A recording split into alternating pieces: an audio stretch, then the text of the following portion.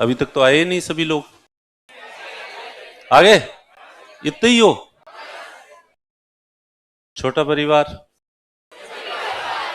ये परिवार पहले से इतना छोटा था या समय के साथ छोटा होता गया, या अलग अलग हो गए बैच इस वजह से? जा, तो क्या हाल चाल है आपके? कितने महीने हो चुके हैं आपको?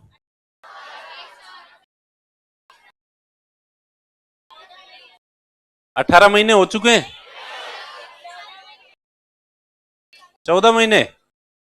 कितने लोग हैं जिनको 18 महीने हो चुके हैं? अच्छा, कितने महीने लोग हैं जिनको 14 महीने ही हुए हैं अभी? अच्छा, F5 वालों को 14 महीने, F2 वालों को 18 महीने, और अब भी बाकी है कितने महीने है?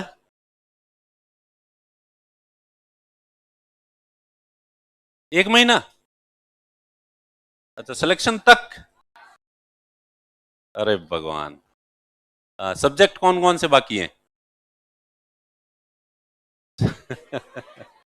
अरे ऐसा नहीं बोलना होता है, मारवाड़ी में कहावत है कि सांवरियो नागरी डोंडी मत बैठ रहे हटे, सांवरियो कट बैठ रहे हटे, और मुंडो जो कोई बोल निकले वो मत ध्यान रखे, और फट कौन सा बोल वो कैच कर ले और उस बोल को अमर कर दे। इसलिए मजाक में भी सतर्कता बरतें। ठीक है, तो चलिए देखें, सभी लोग आ गए हैं। तो आपकी पढ़ाई कैसी चल रही है? अच्छी चल रही है? बहुत अच्छी? फिर से बोलो, फिर से बोलो। तो सुनाई नहीं दे रहा है, जोश के साथ। हे ईश्वर, ये बैच मेरी नजरों से दूर कहां रह गया था?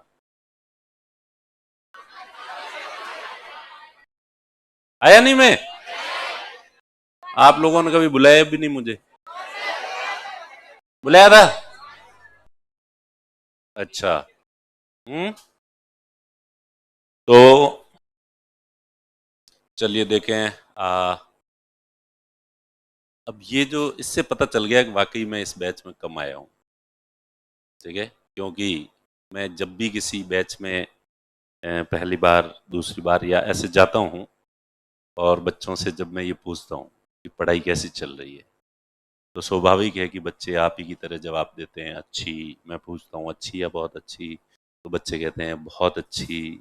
फिर मैं वापस पूछता हूँ कि कहीं ये अनजाने में तो नहीं कह रहे हैं, गफलत में तो नहीं कह रहे हैं, बिना सोचे समझे नहीं कह रहे हैं। इसलिए चेतावनी दे दे के पूछता हूँ, 4-5 बार पूछता हूँ, और हर बार बच्चे यही कहते हैं कि बहुत अच्छी। फिर मुझे मेरा फेवरेट टॉपिक मिल जाता है, क्योंकि मैं भी कभी स्टूडेंट था, सास भी कभी बहू थी। याद आ गया? पहले कहा हुआ है, सुनाया हुआ है मैंने तुम। अच्छा, तो जब मैं पढ़ता था तब मेरी तो पढ़ाई कभी बहुत अच्छी नहीं चली। मैं 15 दिन का, महीने का टारगेट तय करता था कि अगले 15 दिन में मुझे इतना पढ़ना है, इतना सिलेबस कवर करना है, रोजाना इतने घंटे पढ़ने हैं। मैं दिन भर में कोचिंग जाता नहीं था। हमारे ज़माने में कोचिंग का प्रचलन थोड़ा कम था, क्योंकि पैसे नहीं होते थे इतने कि हम कोचिंग कर सकें। तो मैंने एक ही कोचिंग की थी, वो भी 2-2.5 महीने तक ही। 2-2.5 महीने में हमें कहा कि तुम्हारा कोर्स पूरा हो गया, ओके टाटा बाय बाय, खत्म, गया। ठीक है। तो वो एकमात्र कोचिंग की थी। बाकी तो उसके बाद से मेरा कोचिंग से भरोसा उठ गया। मैं यार, तो इतने रुपए ले लेते हैं और 2.5 महीने चलाते हैं, और 2.5 महीने में भी हमारे सर मस्त मौला थे, जो कभी पढ़ाते थे और कभी नहीं पढ़ाते थे। सप्ताह में संडे की तो ऑफिशियली छुट्टी होती थी, और 1-2 छुट्टी वो सर अपनी मर्जी से कर देते थे। तो जाते, और हम भी बच्चे थे, और जो ही हमें वहाँ का मैनेजर कहता कि आज क्लास नहीं होगी, तो कि यस, मतलब अजीब है, सारे बच्चे खुश ही होते थे कि वाह, आज आज भी पढ़ना, टेंशन मिटी। इसलिए बाद में रूम पे ही बैठ के पढ़ते थे। तो रूम पे 24 घंटे होते हैं एक दिन में, 24 घंटे में से 8 घंटे नींद ले लो, दूसरी कोई जिम्मेदारी नहीं, कहीं इधर उधर नहीं जाना। 8 घंटे नींद ले ली, पीछे बचे 16 घंटे, 16 में से 4 घंटे आप दूसरे काम में लगा दो, स्नान कर लो, फ्रेश हो जाओ, खाना खा लो, बस यही करना होता था। तो इसमें कितने घंटे लगाओगे आप? तो इसलिए मैं प्लान करता था कि 12 घंटे, वैसे 4 घंटे और 8 घंटे नींद के, 4 घंटे बाकी कामों के, और 12 घंटे अपने पास है, 12 घंटे रोज पढ़ना है, ज्यादा नहीं, 16 16 18 घंटे नहीं पढ़ना, सिर्फ 12 घंटे, और बाकी 4 घंटे फ्रीडम, 8 घंटे की नींद, क्योंकि आदमी को नींद फुल लेनी चाहिए, इससे उसका मस्तिष्क थोड़ा अच्छे से काम करे। फिर भी 15 दिन, और मैं रोजाना, मैं बहुत यूं मांगता था। लोग पैसों का हिसाब ज्यादा लगाते हैं, मैंने जिंदगी में कभी पैसे का हिसाब नहीं लगाया, ना तब लगाया ना आज लगाता हूँ। तब इसलिए नहीं लगाया कि हिसाब लगाने लायक थे ही नहीं, मुश्किल से इधर उधर से घर वालों से या दोस्तों से मांग मूंग के 3 1 हज़ार रुपये इकट्ठे करते थे। 3 में से सीधे सीधे 1500 रुपये कमरे के लग जाते थे, 500 700 रुपये टिफिन के लग जाते थे, ले दे के 400 500 रुपये महीने के होते थे, उसका क्या तो हिसाब लगाना, कौन लेके जा रहा है, कौन से अपने इतने खर्चे हैं, इसलिए मेरे से कभी हिसाब लगता भी नहीं था। और पर मैं समय का बहुत हिसाब रखता था, रोजाना शाम को लिखता था कि आज एग्जैक्ट कितने घंटे मैंने पढ़ाई की और कितने घंटे बाकी के बर्बाद, बाकी के स्वाभाविक के बर्बाद ही हुए। और मुझे उस चीज का बहुत दुख होता था, पैसे खर्च हो जाते थे अनावश्यक रूप से, मुझे कभी दुख नहीं हुआ, लेकिन समय बर्बाद हो जाता था तो मुझे बहुत दुख होता था कि आज इतना, और रोज के समय का हिसाब रखता था और रोज दुखी होता था मैं। वैसे बहुत कम दिन जाते थे, महीने में 2 या 3 बार ऐसा होता था कि मैं 12 घंटे या 11 घंटे पढ़ लेता था। 10 घंटे से ऊपर जिस दिन पढ़ता था उस दिन मैं बहुत खुश होता था। लेकिन आजकल के बच्चों को देखता हूँ, जो पैसे का हिसाब तो मंगतों की तरह पैसे पैसे का हिसाब रखते हैं और समय का कोई हिसाब नहीं रखते, जबकि कायदे से आप लोगों के जीवन में इस समय भी, जब आपके पास पैसे नहीं है और समय बहुत सारा है, इस समय भी आपके जीवन में पैसे से बहुत बहुत बहुत ज्यादा महत्व समय का है।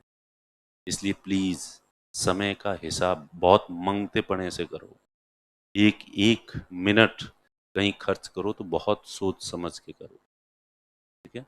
और ये कंजूसी ऐसी है कि जिससे अगर आप कंजूस रहोगे तो तुम्हारे अड़ोसियों पड़ोसियों को भी तुमसे कोई शिकायत नहीं होगी। पैसे के मामले में तुम मांगते होगे तो तुम्हारे अड़ोसी पड़ोसी, तुम्हारे दोस्त तुमसे दुखी हो जाएंगे, लेकिन समय के मामले में तुम मांगते हो, समय खर्च नहीं कर रहे हो, तो सबको राहत मिलेगी कि ये टाइम नहीं खाएगा, माता नहीं खाएगा। ओके, इसलिए जिंदगी में पैसे का हिसाब रहे तो रहे, नहीं रहे तो नहीं रहे, कोई दिक्कत नहीं है, लेकिन समय का हिसाब जरूर रखो। तो मैं रखता था, रोजाना शाम को एक डायरी में लिखता था कि आज कितने घंटे पढ़ाई की, सिर्फ घंटे लिख देता था। और जब 15 दिन होते थे, 15 दिन बाद मैं खुद का मूल्यांकन करता था, और खुद का मूल्यांकन बहुत क्रूरता से करता था मैं, बहुत मंगतेपने से करता था, बहुत स्ट्रिक्टली करता था, अपने खुद के प्रति क्रूर होता था। और फिर ऐसा लगता था कि मैंने जो टारगेट रखा था कि 12 घंटे का एवरेज निकलना चाहिए, तो वो एवरेज मेरा 6 घंटे भी नहीं निकलता था 15 दिन का। सिलेबस जितना टारगेट करता था वो 50% भी सिलेबस कवर नहीं होता था, इसलिए मुझे खुद से बहुत गुस्सा आता था, मैं अपने आप को बहुत कोसता था कि भाई मैं, मेरी ज़िंदगी का जो सबसे कीमती समय है, क्योंकि वही समय होता है जो आपका अभी वाला जो समय है, यही समय है जो आपके भविष्य को तय करेगा।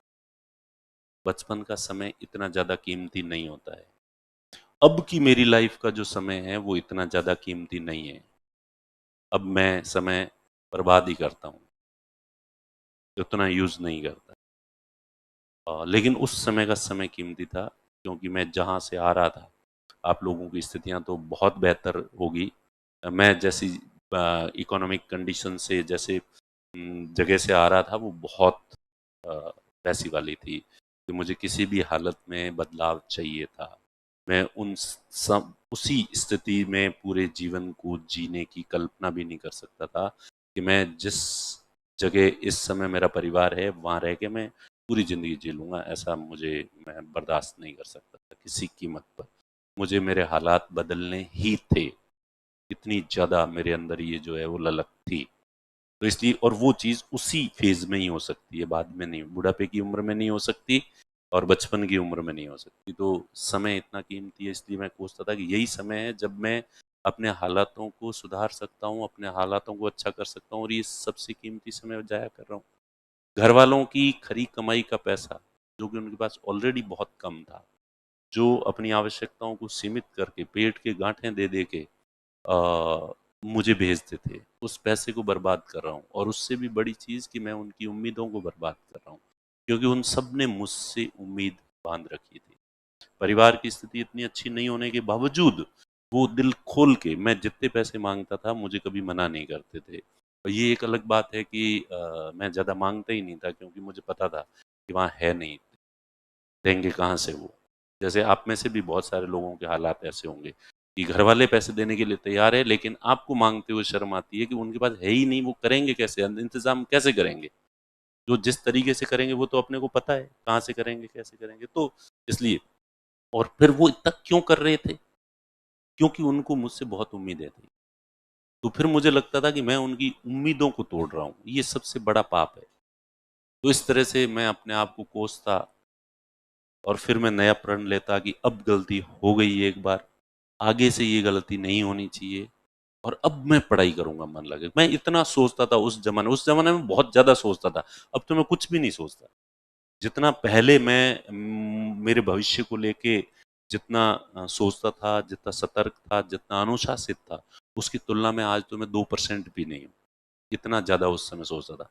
और कोस के और फिर मैं नया टारगेट तय करता था कि अगले 15 दिन मैं बहुत मन लगा के पढ़ूंगा, और ये जो लॉग बैकलॉग है, इसको भी मैं पूरा करूंगा।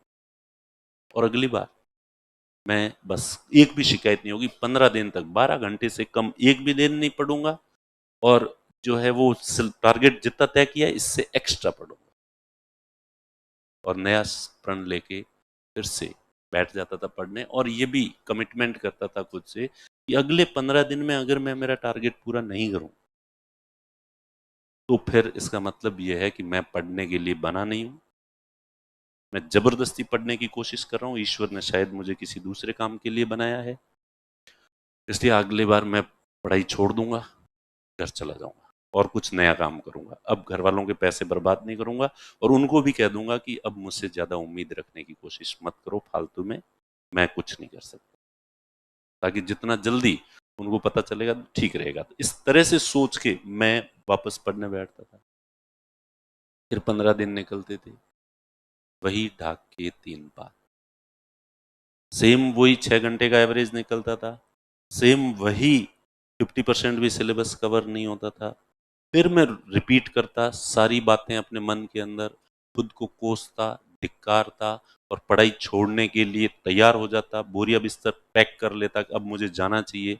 लेकिन फिर अंदर से एक उम्मीद जागती कि नहीं दिलीप, खुद को एक मौका और दे दे, बस इस बार अगर मैं ऐसा नहीं करूं, इस बार अगर टाइम वेस्ट करूं, तो अगली बार पक्का पढ़ाई छोड़ दूंगा। और फिर वापस नया संकल्प लेके प्रण लेके फिर बैठता, और फिर 15 दिन होते, वही ढाक के दिन, फिर पढ़ाई नहीं होती। तो पूरा सफर खुद को कोसते हुए, खुद को धिक्कारते हुए, खुद की कमियां निकालते हुए, खुद की पढ़ाई से असंतुष्टि दिखाते हुए निकला पूरा। और फिर जब मैं टूट जाता था, तब मैं, मेरे जो दोस्त थे, बहुत अच्छे दोस्त थे, दोस्त के पास जाके अपना रोना रोता था, यार मेरे साथ तो ये हो रहा है। तो दोस्त मेरे सुर में सुर मिला के कहता, सेम हियर, मेरे साथ भी यही हो रहा है। फिर मैं कहा ये तो निकम्मा है। किसी पढ़ने वाले दोस्त, और ज्यादा पढ़ने वाले, और ज्यादा पढ़ने वाले दोस्त के पास जाके कहता, वो भी यही कहता कि यार हालात तो मेरे भी कुछ ऐसे ही है, मेरे से भी उतनी अच्छी पढ़ाई नहीं हो रही है जितनी मैंने सोची थी, टारगेट पूरा नहीं होता। और मैं भी कोशिश करता हूँ कि दिन में एक भी मिनट फालतू में जाया नहीं होना चाहिए, लेकिन मेरा टाइम खराब होता है। जब चारों तरफ देखता था कि सबके हालात ऐसे ही हैं, तो फिर एक हिम्मत मिलती कि जिनके हालात खराब हैं अब अपने हालात सुधारेंगे।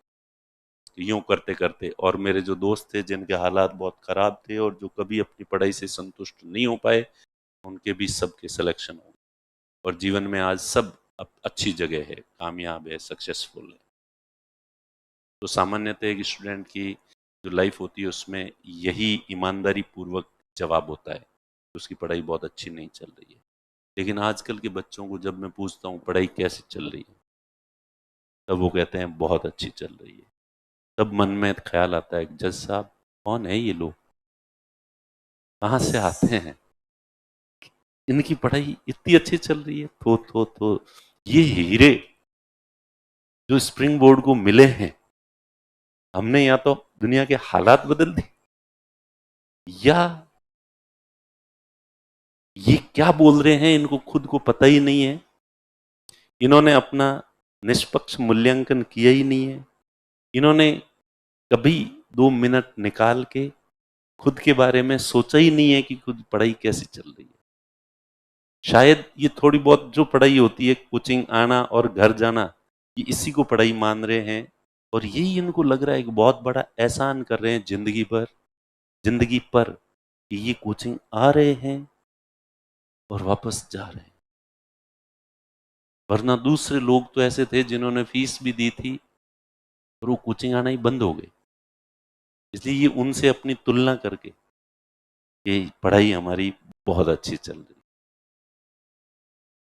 या फिर समाज में दो तरह के लोग होते हैं,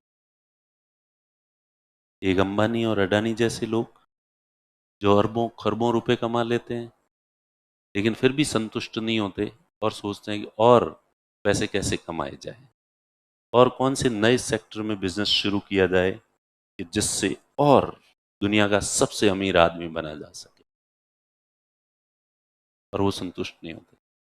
और एक होता है दिहाड़ी मजदूर, जो सुबह शाम दिन भर 5 बजे छुट्टी कर देता है, 5 बज के 1 मिनट पे भी बंदा काम नहीं करेगा, और 500 रुपये दिहाड़ी लेता है और इतना खुश होता है कि कर ली दुनिया मुट्ठी में, यस जंग जीत ली, और 500 रुपये हाथ में आते ही सीधा भाग के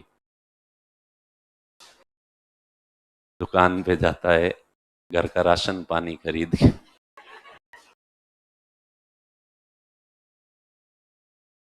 अरे तुम हंस क्यों रहे हो, दुकान पे नहीं जाता, जाता है।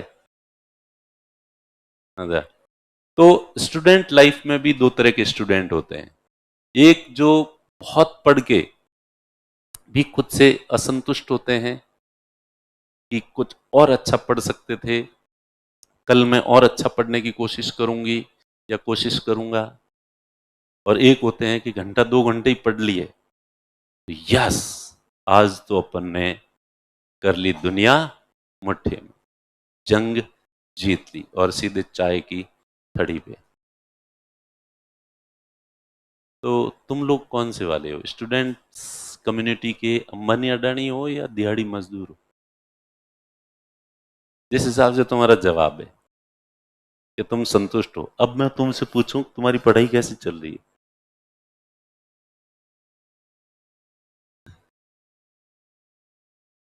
तुमने तो हालात बदल दिए, जज्बात बदल दिए। तो या तो तुम्हारी पढ़ाई वाकई अच्छी चल रही है, या ये बात है कि तुम अपना मूल्यांकन करते ही नहीं हो, तुमने कभी सीरियस होकर अपनी पढ़ाई के बारे में सोचा ही नहीं। और जो व्यक्ति सोचता है उसके मुंह से ऐसे कैसे निकल सकता है कि पढ़ाई बहुत अच्छी चल रही है? पर एक मजे की बात और बताऊं, मैंने इतनी मार्मिक बात की है इसमें, अब पता नहीं आप लोगों ने कितना सीरियसली सुना है इस चीज को, लेकिन आपने एक्टिंग तो शानदार की है सीरियस होने की। अभी जितने लोग बैठे थे ना एकदम सीरियस होकर, ऐसे जैसे बहुत सीरियस है, जो कि एक्टिंग थी।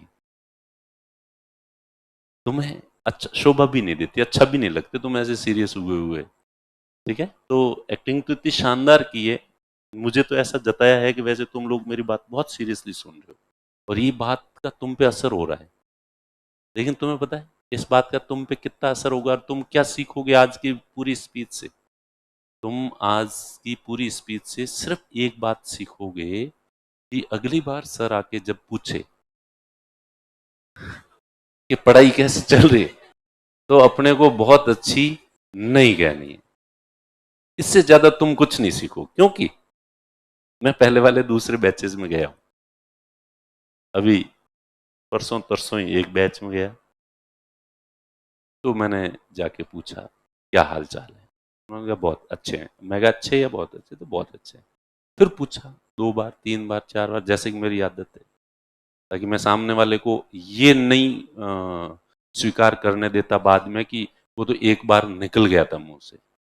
ये 4-5 बार, तो मैंने 5 बार पूछा तो उनका दिमाग ठनका कि बार बार हाँ भरवा रहा है, मतलब कुछ गड़बड़ है। पर तब तक उन्होंने कह दिया था बहुत अच्छा है, हाल चाल बहुत अच्छे हैं। फिर मैंने उनसे पूछा चलो हाल चाल अच्छा है, पढ़ाई कैसी है? तो वो तो अच्छी नहीं चल रही।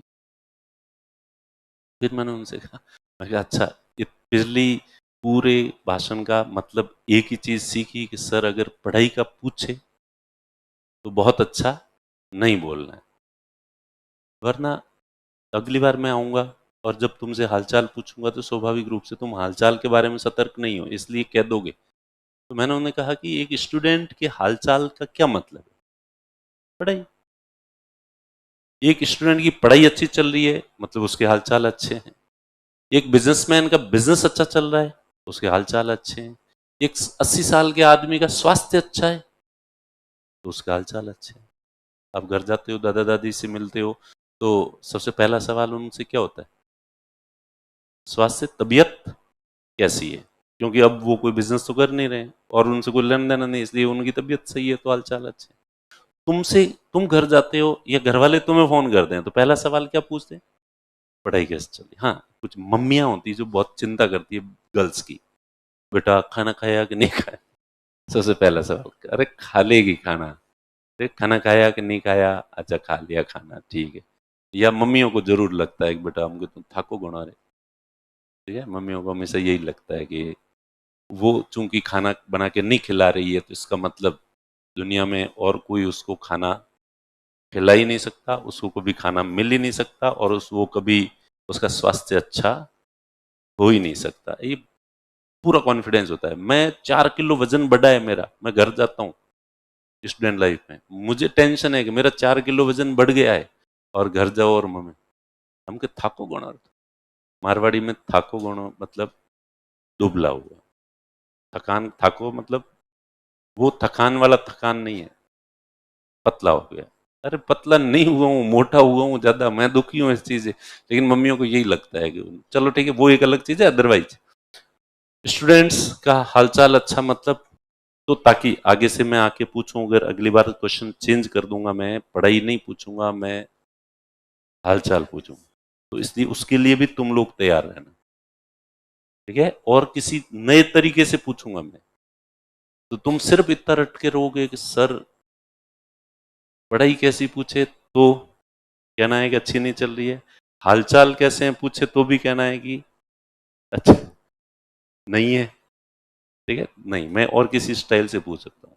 तो मेरे कहने का मतलब सिर्फ ये नहीं है कि आप अगली बार सतर्क हो जाओ, और मैं या कोई दूसरा व्यक्ति जब आपसे पूछे कि आपकी पढ़ाई कैसी चल रही है, तब अच्छी चल रही है ये नहीं कहना है, ये नहीं सीखना है। कायदे से ये है कि जिस तरह से मैं या मेरे जो दोस्त थे वो अपना मूल्यांकन करते थे, एनी टाइम ध्यान रखते थे कि समय बहुत कीमती है और ये व्यर्थ नहीं जाना चाहिए, जाया नहीं होना चाहिए। आ, जिंदगी एक ही बार मिली है, और जिंदगी में भी ये सबसे कीमती समय है जिस फेज से आप चल रहे हो। यही टाइम है, ये अगले 2 साल हैं जो आपकी जिंदगी को तय करेंगे, पूरा भविष्य यही तय करेंगे, ये 2 साल। इसको चाहे तो आप व्यर्थ, चाय की थड़ियों पे, चाय की चुस्कियों के साथ गप्पे मारने में, रील्स देखने में, नींद लेने में, लापरवाही से रोते फिरने में बर्बाद कर दो। बर्बाद करोगे तो आपके हालात जो इस समय हैं या तो ऐसे ही रहेंगे या इससे बदतर ही होंगे। और अगर जिंदगी के प्रति सीरियस होंगे तो इन 2 सालों में आप अपने भविष्य को पूरी तरह से चेंज कर सकते हो। जैसे कि मेरे सारे दोस्तों ने अपना जो भविष्य है वो चेंज किया है। हमारी दोस्ती, अमीर तो हमसे कोई दोस्ती रखता नहीं था। अब मैं ये कहूँ कि मेरे सारे दोस्त मेरे जैसे गरीब ही थे तो स्वाभाविक है, इसमें कोई बड़ी बात नहीं है, क्योंकि अमीर लोग हमसे, अमीर पैसे वाले कहाँ अपने साधारण आदमियों से कहाँ दोस्ती रखते हैं। ठीक है, तो मैं अपने आप को खैर गरीब नहीं कहूँगा, पर उस जमाने में सारे गरीब ही थे। इसलिए आजकल इकोनॉमिक रिफॉर्म्स लागू हो गए अर्थव्यवस्था में, और उसके रिजल्ट्स इतने उभर के आ गए हैं कि सब लोगों के पास पैसा है।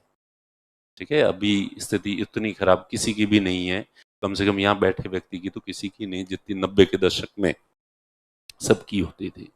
बहुत कम लोग होते थे जिनके पास पैसे हुआ करते थे, बाकी सबकी हालत एक जैसी सी होती। तो प्लीज, जिंदगी के सबसे कीमती फेज से आप गुजर रहे हैं। इस समय आपके लिए, आपका समय बहुत कीमती है, और इस कीमती समय को बहुत दृढ़ इच्छा शक्ति से, अच्छे संकल्प से, अच्छी प्रतिज्ञा से जो है वो अपने लक्ष्य को हासिल करने के लिए अपनी पूरी एनर्जी आप लगाएं। इसको लापरवाही से अगर इस समय को बर्बाद कर दिया तो ये दुनिया बहुत क्रूर है। भारत की आबादी 150 करोड़ है, संसाधन बहुत कम है, और इन कम संसाधनों का वितरण इतने सारे लोगों में होगा तो उसमें जो सबसे ज़्यादा मेहनत करेगा, सही दिशा में मेहनत करेगा, वो तो कुछ न कुछ हासिल कर लेगा। वरना फिर सरकार नरेगा तो चला ही रही है, और अंत्योदय अन्न योजना भी चला रही है, तुम्हें भूखा मरने तो नहीं देगी। ठीक है, लेकिन वो जिंदगी बहुत मुश्किल होती है, बहुत कठिन होती है। आप ट्रेनों में, बसों में धक्के खाना, लाइनों में खड़े रहना, तकलीफ तो होती है नहीं होती? मैंने तो खूब देखी है। और इसलिए मैं हर बार जब लाइन में धक्के खाता था, तब के 1-2 साल और धक्के दे दे जिंदगी, आगे से तो मैं धक्के नहीं खाऊंगा। ऐसे हर पल, हर जब कहीं लाइन में लगने की, धक्के खाने की नौबत आती थी तो अंदर से एक आवाज आती थी कि अब समय है, समय को तो एकदम से फलांग लगा नहीं सकता, लेकिन भविष्य ऐसा नहीं होगा। ये अब वर्तमान ऐसा जरूर है, लेकिन भविष्य को ऐसा नहीं रहने देंगे। इसके लिए जो भी करना पड़ेगा करेंगे, मेहनत करेंगे। और मैंने मेरे आसपास देखा है कि जिस व्यक्ति ने भी सच्चे दिल से ये चाहा है कि उसके हालात बदलने चाहिए, और फिर सच्चे दिल से चाहने के बाद अगर किसी ने मेहनत की है तो उसके हालात चेंज हुए हैं।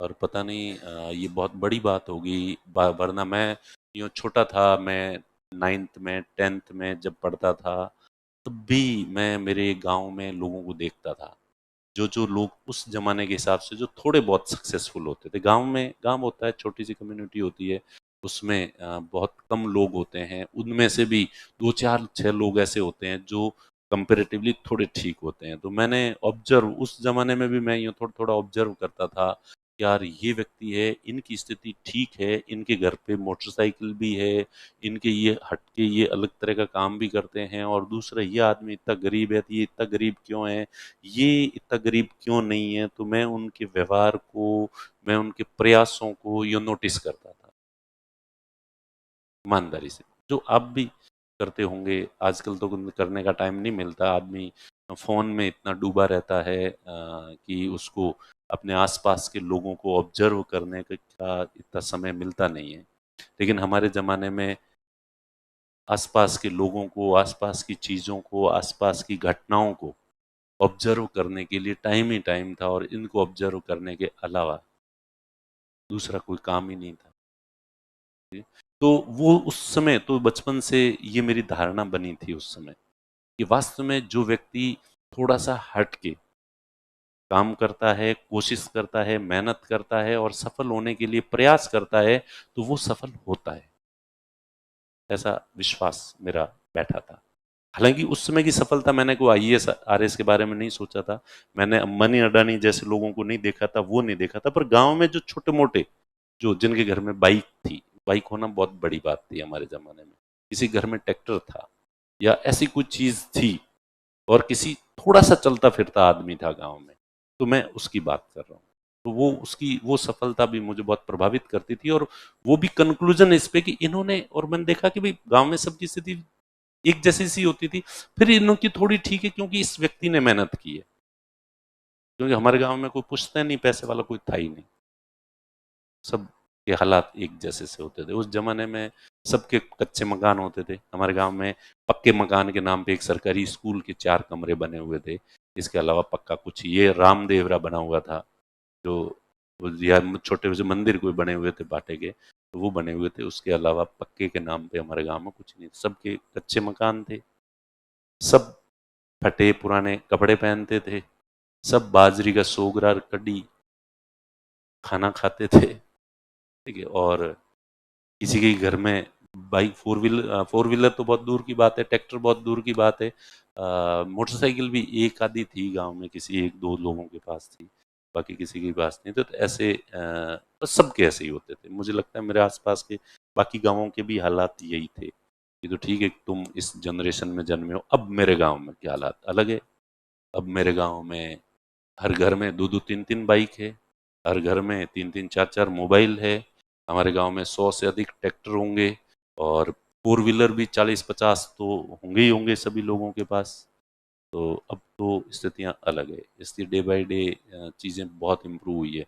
जब मेरे गांव को ही देखता हूँ, जब इतना कुछ चेंज हो गया है, तो पूरा देश ही चेंज हुआ है, तो सभी लोग जो है वो चेंज हुए ही हैं। ठीक है।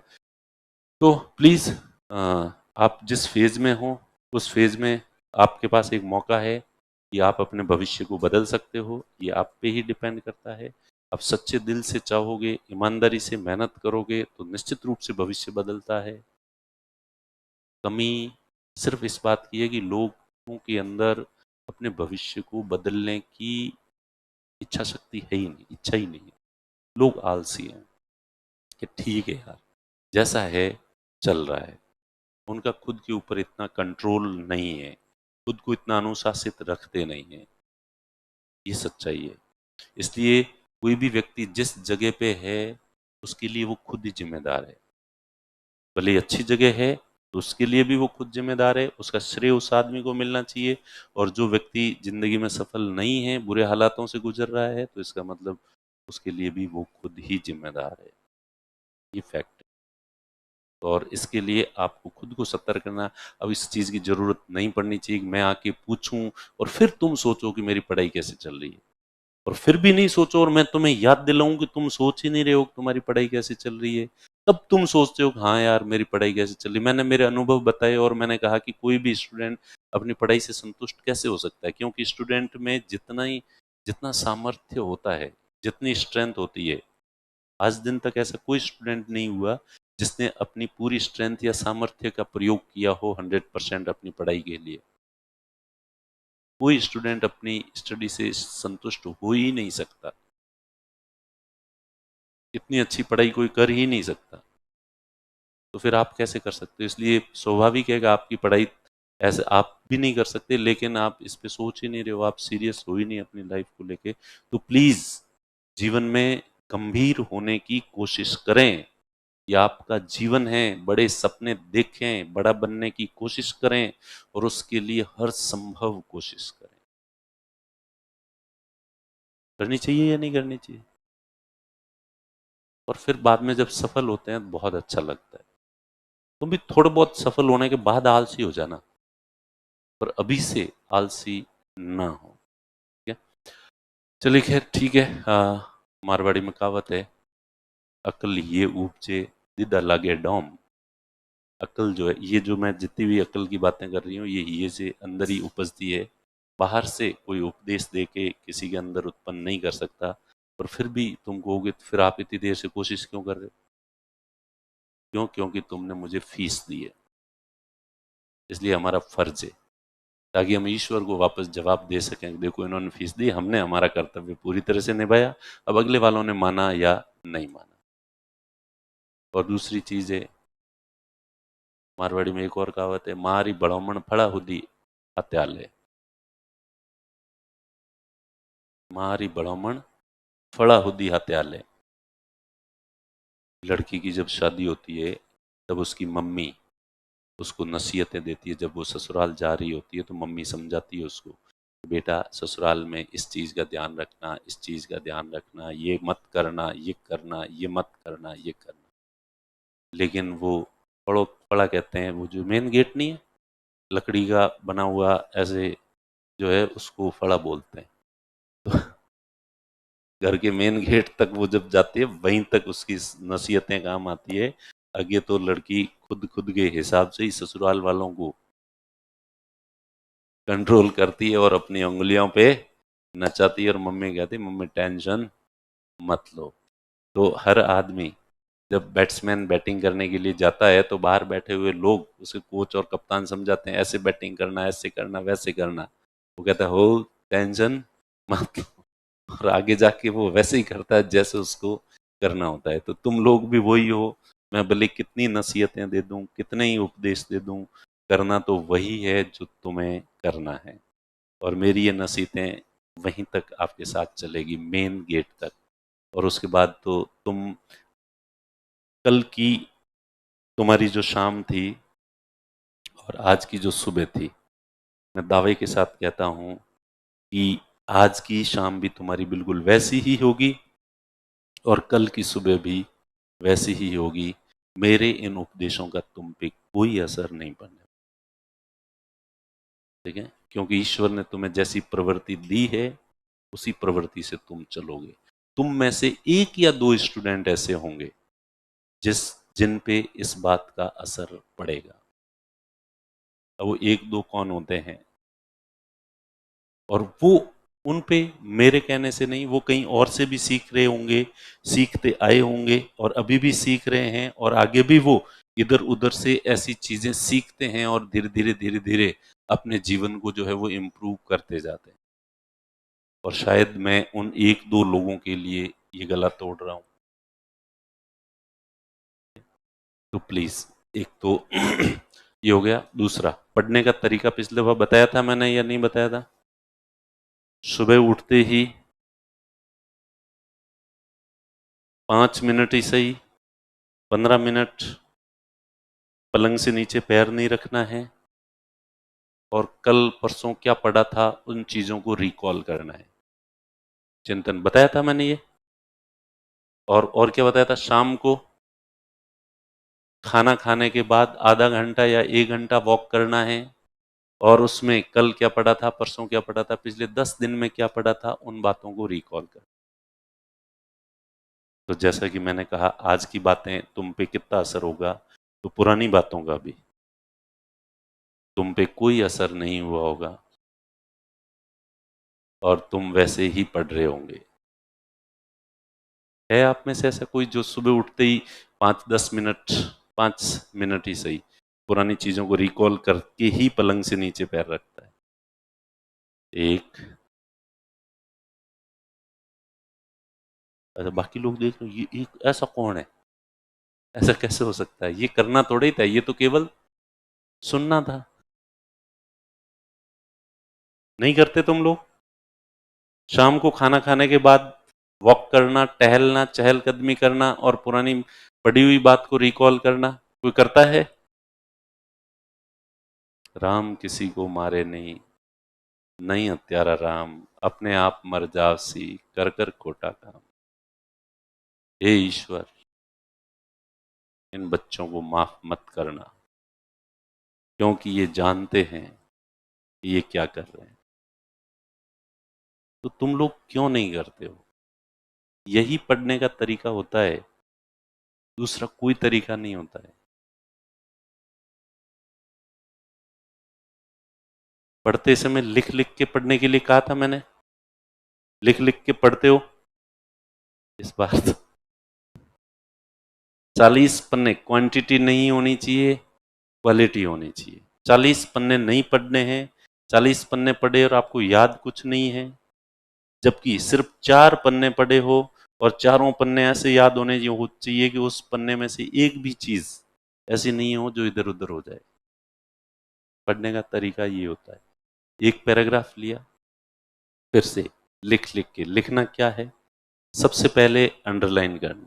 क्या करना है? जो नोट्स हैं या जो बुक है वो आपने ली, उसमें से महत्वपूर्ण शब्द कोई आता है तो वोकेबलरी आपकी अच्छी होनी चाहिए, शब्दकोश अच्छा होना चाहिए।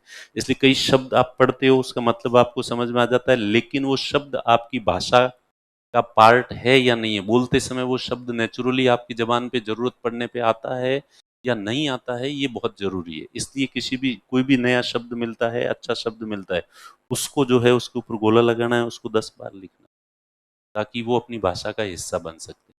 महत्वपूर्ण शब्द, महत्वपूर्ण तथ्य और महत्वपूर्ण सेंटेंस, 3 चीजें। क्या क्या?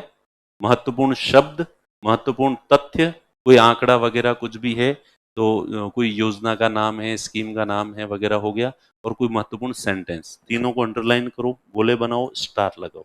फिर इनको एक पैराग्राफ में जितने हैं सबको करो, फिर उनको रफ में 3-3 4-4 बार लिखो उनको, ताकि वो सारे अच्छे से याद हो जाने चाहिए। सारे महत्वपूर्ण शब्द, महत्वपूर्ण तथ्य और महत्वपूर्ण सेंटेंस याद करने के बाद उस पैराग्राफ को वापस पढ़ो और उसको बिना देखे लिखने की कोशिश करो। एक पैराग्राफ जब तक पूरा याद नहीं हो जाता है तब तक अगले पैराग्राफ पे मत जाओ, और एक पन्ना जब पूरा याद नहीं होता है तब तक दूसरे पन्ने पे मत जाओ। और याद करने का मतलब है कि एक पन्ना ऐसा याद होना चाहिए कि आप बिना देखे लिख सको। आधी रात को आपको जगा के पूछेगा आज तुमने एक पन्ना जो याद किया था वो क्या था बताओ, तो तुम एकदम फराटेदार तरीके से उसको बता सको। इसे कहते हैं पढ़ना। तुम सतही तौर पर चीजों को पढ़ते हो और अगले पन्ने पे चले जाते हो, और तुमसे जब वापस पूछा जाता है तब तुम्हारा जवाब होता है कि याद तो मुझे सब कुछ है, लेकिन अभी बोला नहीं जा रहा है, अभी लिखा नहीं जा रहा है। तो इसका मतलब तुम्हें बहुत अच्छे से याद नहीं है। ओके, तो पढ़ने का तरीका ये, दिन के भले 4 ही पन्ने पढ़ो, 4 ही पन्ने याद करो, लेकिन बहुत अच्छे से याद होने चाहिए। जो कभी भी तुम्हें पूछा जाए तो अगर इस तरीके से पढ़ाई की है तो शाम को वॉक करोगे तब कि आज क्या पढ़ा था, कल क्या पढ़ा था, तो चीजें रिकॉल होगी। और इस तरह से नहीं पढ़ी है चीजें और 40 पन्ने तुमने पढ़े हैं और शाम को टहलने लग गए, आज क्या पढ़ा था, आज क्या पढ़ा था, आज क्या पढ़ा था, 4 बार ये सेंटेंस आएगा आपके दिमाग में, और फिर ध्यान कहीं और चला जाएगा। वॉक भी कर रहे हो, चिंतन भी कर रहे हो, लेकिन पढ़ाई की बात नहीं सोच रहे हो, सोच कुछ और रहे हो। इसलिए पहली कंडीशन ये है कि जो भी याद करो वो बहुत अच्छे से याद होना चाहिए, बहुत अच्छे से। ठीक है? और इतना अच्छे से याद हो कि फिर तुम जब भी रिकॉल करो तब वो पूरी एक एक लाइन, एक एक शब्द आपके एकदम पिक्चर पूरा पता हो, तीसरी लाइन में ये लिखा हुआ है, चौथी लाइन में ये, पांचवी लाइन में ये। और रटना कोई बुरी बात नहीं है। रटने के बारे में भी मैंने आपको बताया होगा। इमैनुअल कांट ने कहा है दुनिया में 2 तरह की चीजें होती है, एक वे जिन्हें रटी जा सकती है और दूसरी वे जिन्हें समझी जा सकती है। जिसे रटा जा सकता है उसे दुनिया का कोई भी आदमी समझ नहीं सकता, और जिसे समझा जा सकता है उसे दुनिया का कोई भी आदमी रट नहीं सकता। तो समझना अलग हुनर है, रटना अलग हुनर है। जबकि तुम में से कई लोग जो साइंस बैकग्राउंड से आते हैं, जो कॉमर्स बैकग्राउंड से आते हैं, उनको अपने साइंस से होने का इतना घमंड होता है कि उनका एक फेमस डायलॉग है, एक्चुअली क्या है ना कि मैं साइंस से हूँ, इसलिए मैं चीज़ों को समझ तो सकता हूँ लेकिन मैं रट नहीं सकता। तुम हिस्ट्री वाले कैसे रट लेते हो चीज़ों को? तो डफोड़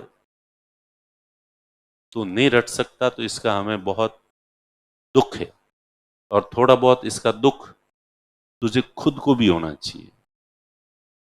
ठीक है? क्योंकि कुछ चीजें याद करनी है, वो याद ही करनी होगी। जयपुर शहर का नाम है, याद ही करना होगा। समझना ये है कि जयपुर जय सिंह के नाम पे इस शहर का नाम पड़ा है और ये सन उसमें जो है वो बसा था। तो दोनों चीजें अलग है। ठीक है? तो इसलिए रटना अपने आप में हुनर है, और आरएएस की परीक्षा में समझने वालों की बजाय रटने वालों का पलड़ा थोड़ा सा भारी रहता है। इसलिए हमेशा प्राउड करो कि आप चीजों को रट सकते हो। और मैं तो बचपन से ही रट सकता हूँ। मैंने ये डायलॉग कभी नहीं बोला कि एक्चुअली क्या है ना, कि जबकि मैं साइंस से ही था। और मैंने आपको बताया होगा साइंस वाले सबसे ज्यादा रटते हैं, और इवन मैथमेटिक्स वाले तो रट रट के ही पास करते हैं। ये दुनिया का बहुत बड़ा मिथ है कि मैथमेटिक्स वाले समझते हैं और आर्ट्स वाले रटते हैं, जबकि रियलिटी ये है आर्ट्स वाले समझते ज्यादा हैं और मैथमेटिक्स वाले रटते जाता है। आप में से कितने लोगों ने बीएससी की है मैथमेटिक्स से? अच्छा, इतने सारे लोग हैं। इनसे ईमानदारी से पूछो, क्योंकि मैं मेरा बता देता हूं। पहले तो मैंने जोधपुर से बीएससी की है, और हमारे बीएससी में यूनिवर्सिटी की तरफ से रिकमेंडेड कुछ बुक्स की लिस्ट होती थी कि इन बुक से आपको सिलेबस पढ़ना है। तो और वही बुक्स हमारी लाइब्रेरी में भी अवेलेबल होती थी, और लाइब्रेरी से इशू भी हो जाती थी, खरीदने की भी जरूरत नहीं है। और उन बुक्स में, मैथमेटिक्स की बुक्स में, पीछे हर चैप्टर के पीछे एग्जाम्पल्स दिए होते थे, और वो एग्जाम्पल्स ही पढ़ने होते थे, और उन एग्जाम्पल्स में से ही क्वेश्चंस आते थे। ठीक है, और एग्जाम्पल्स याद ही करके जाने होते थे। कैलकुलेशन वहां बैठ के खुद करते थे, लेकिन ये ध्यान रखना होता था कि 3 स्टेज पे 3 जगह फॉर्मूले का यूज होगा, और कौन सी स्टेज पे कौन सा फॉर्मूला यूज में होगा, ये पहले से हमें रट के जाना पड़ा, पता याद रखना होता था कि यहाँ ये फॉर्मूला लगे, क्योंकि फॉर्मूले कई सारे हैं, उसमें किस स्टेज पे क्या लगेगा। तो प्रोबेबिलिटी लगाओगे ना, तो आदमी यूं जोड़ने लग जाएगा, ये लगा के देख लिया, फिर ये लगा के, तो इस तरह से तो 1000 बार वो सॉल्व करेगा सवाल को, तब जाके वो सॉल्व होगा। इसलिए ये याद करके ही जाना पड़ता है कि इस तरह का प्रश्न है, इसमें यहाँ ये फॉर्मूला लगेगा, यहाँ ये लगेगा, और तीसरी स्टेज पे ये फॉर्मूला लगेगा। तो मुझे ऐसा लगता था, मैं सबसे कमजोर स्टूडेंट था बीएससी में।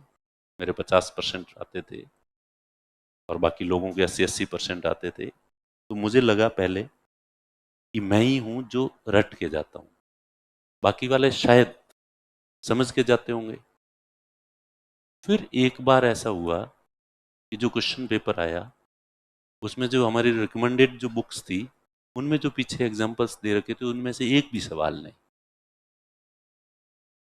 पेपर देखते ही मैं तो टेंशन, अपने को तो एक ही सवाल नहीं आ रहा है।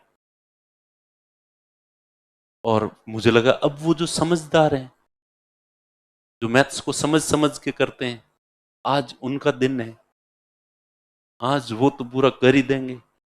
लेकिन थोड़ी देर में देखा, आधे घंटे घंटे बाद टीचर आए, अरे भाई निकमो, लिख क्यों नहीं रहे हो? 1 घंटा हो गया है, तुम्हारी कॉपी खाली पड़ी है, 1 घंटा।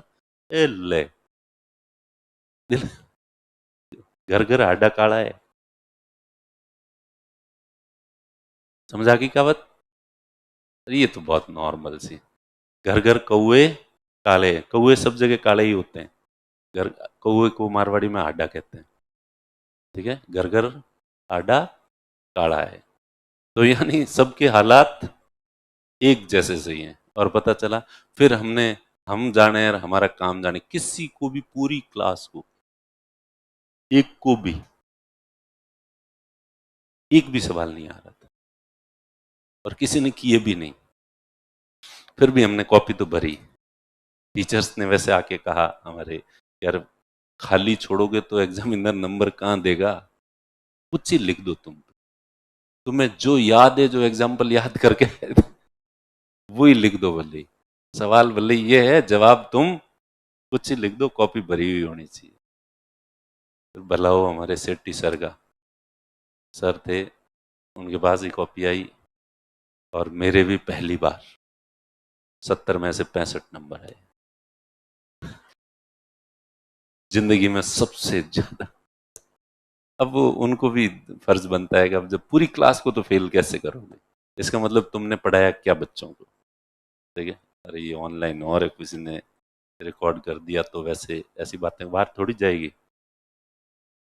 हैं? जा सकती है? तो नहीं नहीं, हमने, वे तो मैं मजाक कर रहा था। बाकी हमारा वो पेपर सबसे अच्छा हुआ था, और वो हमने बहुत अच्छा लिखा था, इसलिए अच्छे नंबर जो आए थे। तो मैं कई बार तुम लोगों को राजी करने के लिए वैसे ही एग्जाम्पल दे देता हूँ, तुम उसको सच्चे मत ठीक है। तो कुल मिला के तो मैथमेटिक्स भी जो है, तो और ईमानदारी से, यहाँ कई मैथ्स के स्टूडेंट बैठे होंगे जिन्होंने आज दिन तक इस सच्चाई पे गौर नहीं किया होगा, और उन्होंने इस चीज को सोचा नहीं होगा। उनको आज भी ये गलतफहमी होती होगी कि मैथमेटिक्स तो हम समझ समझ के करते थे, और मैथमेटिक्स वाला तो समझता है, वो रटता नहीं है, इस पे गौर नहीं किया। जबकि मैं उस जमाने में भी गौर करता था कि मैं रट रहा हूं, और उसमें पेन और कागज लेके नहीं बैठते थे, सीधा किताब लेके ही बैठते थे। अच्छा ये है, यहाँ पे ये फॉर्मूला, यहाँ आंकड़े होते थे, कैलकुलेशन तो करते ही थे, वो रट के नहीं जाते थे कि भाई ये आंकड़े हैं, कैलकुलेशन भी रट के जा रहे हैं कि इतने को इतने से मल्टीप्लाई करते हैं तो क्या आता है, वो नहीं रटते थे। लेकिन किस स्टेज पे क्या फॉर्मूला है, सीधी किताब लेके बैठ के, अच्छा इसमें ये लगे, इसमें ये इस तरह से जो है। उस जमाने में माइंड भी थोड़ा एक्स्ट्रा अच्छा काम करता है, अब तो इतना तुम्हारा कर ही रहा होगा अच्छा। तो इसलिए प्लीज चीजें याद होनी चाहिए, और इसलिए जो पेज है वो पूरा का पूरा पेज याद होना चाहिए तुम्हें, नोट्स का। पहली लाइन में क्या है, दूसरी में क्या है, तीसरी में क्या है, चौथी में क्या है। और हमारे साथ के जो दोस्त थे वो ऐसे ही याद कर, उनको पूरा यूं याद ही रहता था। जैसे मुझे याद आ रहा है कि एक यूपीएससी का एग्जाम दे के आए, और हिस्ट्री का कोई क्वेश्चन था, उसमें हमें डाउट था, हम बहस कर रहे थे कि नहीं यार इसका ये होना चाहिए, इसका ये होना चाहिए, इसका ये होना चाहिए। तो जितने में हमारे एक दोस्त एक तरफ बैठा सो रहा था, सो रहा था, वो उठा, अरे यार क्यों बहस कर रहे हो, अरे यार ये हरिश्चंद्र वर्मा की निकालो, वो बुक निकालो मिडेवल वाली, और उसमें वो वाला जो चैप्टर है उसके चौथे या पांचवें पन्ने में राइट साइड में ऊपर से तीसरी चौथी लाइन में देखो, देखें ये कि ये सेंटेंस लिखा हुआ है। ठीक है, तो हमें तो आंसर निकालना ही था। फट हरिश्चंद्र वर्मा की बुक निकाली, वो चैप्टर निकाला, और चौथा या पांचवा उसने कहा कोई सी वो एक आधा पन्ना है और जिसमें ऊपर से तीसरी चौथी लाइन में ये सेंटेंस लिखा है। और फिर वो देखा तो राइट साइड में तीसरी चौथी लाइन, दो तीन पन्ने चेक किए, वास्तव में तीसरी चौथी लाइन में वो पूरा जो क्वेश्चन में सेंटेंस था वो वहां था। तो उस दिन मैं कहा दिलीप यस, तू अकेला रटता नहीं है। तो ये पूरी किताब ऐसे याद होती है चीजें। तो आपके माइंड में भी इसी तरह से कि नोट्स के ये चीजें इस तरफ है, ये इधर है, ऊपर की तरफ ही एग्जैक्ट कोई पेज नंबर याद करने की जरूरत नहीं है, एग्जैक्ट चौथी लाइन में है ये याद करने की जरूरत नहीं है, लेकिन आपको अंदाज होता है कहाँ यार रजिस्टर में वहां पे इस तरह से ये चीज जो है वहां लिखी हुई है। तो इसे कहते हैं बहुत अच्छे से याद होनी चीजें। और इस तरह से अच्छे से अगर चीजें याद होगी तो ही तुम रिकॉल कर पाओगे। अब जैसे कि मैंने कहा कि महत्वपूर्ण शब्द, महत्वपूर्ण वो फैक्ट और महत्वपूर्ण सेंटेंस लिखो, 5-5 7-7 बार लिखो, लिख के और फिर पूरा पैराग्राफ पढ़ो, उसके बाद पूरे को लिखो। और जब तक एक पेज पूरी तरह से याद नहीं हो दूसरे पेज पे मत जाओ, और अच्छे से याद करो फिर ही आगे जाओ। क्वांटिटी नहीं होनी चाहिए, क्वालिटी होनी चाहिए। इतनी बातें मैंने कही है, पर तुम इसको फॉलो नहीं कर पाओगे। क्यों नहीं कर पाओगे इसको फॉलो? क्योंकि तुम्हारे अंदर धैर्य की कमी है।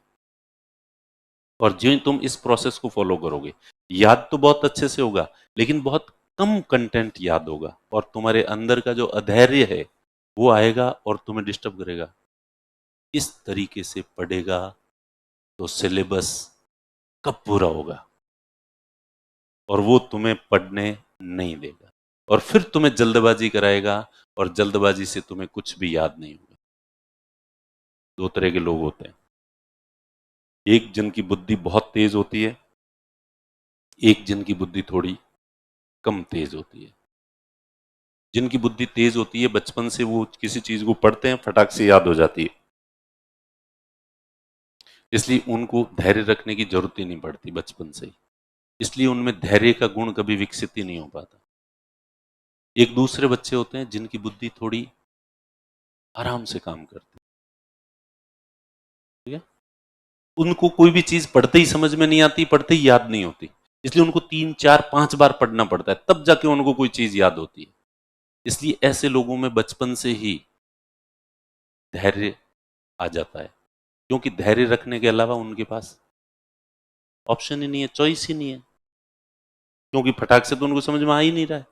और जिनकी बुद्धि तेज है उनमें धैर्य विकसित करने का ऑप्शन नहीं है, क्योंकि धैर्य रखे क्यों, पढ़ते ही चीज याद हो रही है। और एंड ऑफ द डे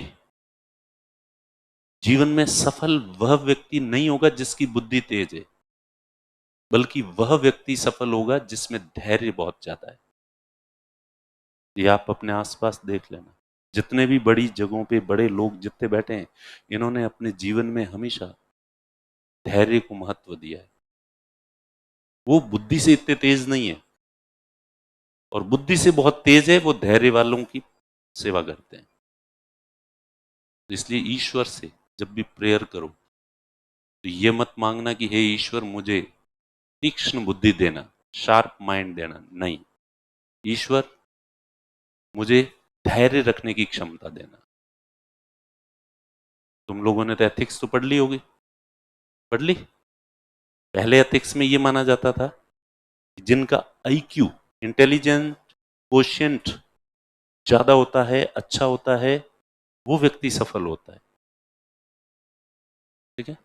बाद में देखा गया कि आईक्यू वाला सफल ज्यादा नहीं होता, बल्कि क्षेत्र विशेष में जो एक्सपर्ट होता है वो सफल होता है। और फिर उसके बाद ये कि नहीं, क्षेत्र विशेष में एक्सपर्ट होना भी एक अलग चीज है, लेकिन उससे भी बड़ी सफलता जिनका ईक्यू, इमोशनल कोशिएंट अच्छा होता है, वो सफल होते हैं। और आज के समय में मनोविज्ञान ये मान रहा है कि पीक्यू, पेशेंस कोशिएंट जिनमें ज्यादा होता है, वो व्यक्ति जीवन में सफल होता है। और कम से कम मैं तो यही कहूंगा कि मैं आज जिस जगह पहुंचा हूं उसका रीजन सिर्फ एक ही है कि पेशेंस। मैंने जिंदगी में पेशेंस, क्योंकि पेशेंस रखने के अलावा मेरे पास दूसरी कोई चॉइस नहीं। बचपन में, अब आप लोगों के स्कूल में पता नहीं ऐसे चलता था या नहीं चलता था, हमारे स्कूल में बच्चे एक दूसरे को चिढ़ाना, तंग करना, ऐसा कुछ मजे लेना, ऐसा खूब होता था। और उसमें एक नॉर्मल होता था कि जो मध्यम बुद्धि का बच्चा होता था उसको ट्यूबलाइट कहते थे। क्या कहते थे? इसलिए सलमान खान ने फिल्म भी बनाई जिसमें वो मंद बुद्धि होता है और उस फिल्म का नाम भी है, तो शायद उसको भी बचपन में। अब ट्यूबलाइट क्यों कहते थे? क्योंकि बल्ब तो स्विच करते ही फटाक से लग जाता था। और पुराने जमाने की जो ट्यूबलाइट आती थी वो काफी देर तक झप झप झप झप करके, और कुछ कुछ ट्यूबलाइट तो ऐसी होती थी जो एक दो दो पांच पांच मिनट लगा देती थी, जब जब करके, और फिर लगती थी वो। तो जिस बच्चे को कोई चीज बहुत देर से समझ में आती थी उसको ट्यूबलाइट कहते थे। तो मुझे भी ट्यूबलाइट कहते थे, क्योंकि मुझे भी देर से समझ में आती थी। फिर हमारे पश्चिम राजस्थान में एक ग्रुप होता था, है, किसी भी व्यक्ति को कोई भी बात कहो तो एक बार तो हर आदमी कहेगा है। तो मैं उनमें से था जो हमेशा ही कोई कोई बात कहता तो पहली बार में समझ में ही नहीं आती थी, इसलिए कि भाई है का है, मतलब बात को रिपीट करो। तो इसलिए मेरे सामने वाले लड़के जो है वो कहते थे कि रेडियो समाचार एक बार ही बोले। ये हमारे बचपन के किस्से, रेडियो समाचार एक बार ही बोले। फिर हमारे जैसे लोगों ने फिर एक उसका कि मुख्य समाचार तो दोबारा बोले। रेडियो पे समाचार आते थे लेकिन लास्ट में मुख्य समाचार जो है वो दोबारा बोलते थे। ये एक पूरा वार्तालाप होता था हमारा। तो मैं उनमें से था जो है कि यानी वापस बता, फिर वो दोबारा, और फिर ध्यान इधर उधर जाए तो है। तो और आज भी हमारे, मैंने नोटिस किया कि अब भी हमारे गांवों की तरफ ये एक प्रचलन है कि कोई भी व्यक्ति पहली बार बात करता है तो हम उसको ढंग से न तो सीरियसली लेते हैं न सीरियसली सुनते हैं, और इसलिए स्वाभाविक एक जवाब होता है तो यानी दोबारा कहे उसको। तो दो तीन बार जब तक कोई बात नहीं कहता है तब तक हमें समझ में नहीं आती है। तो इसलिए धैर्य, पेशेंस होना बहुत जरूरी है जीवन में सफल होने के लिए।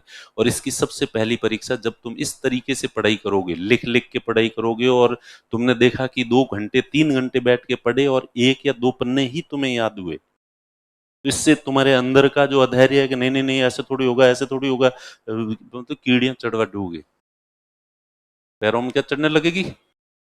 चींटियां। और तुम जो है वो वापस जल्दबाजी करोगे और वो 40 पन्ने पढ़ोगे, यस आज तो इतने पढ़ लिए, लेकिन आउटपुट क्या रहा? कोई मतलब नहीं है।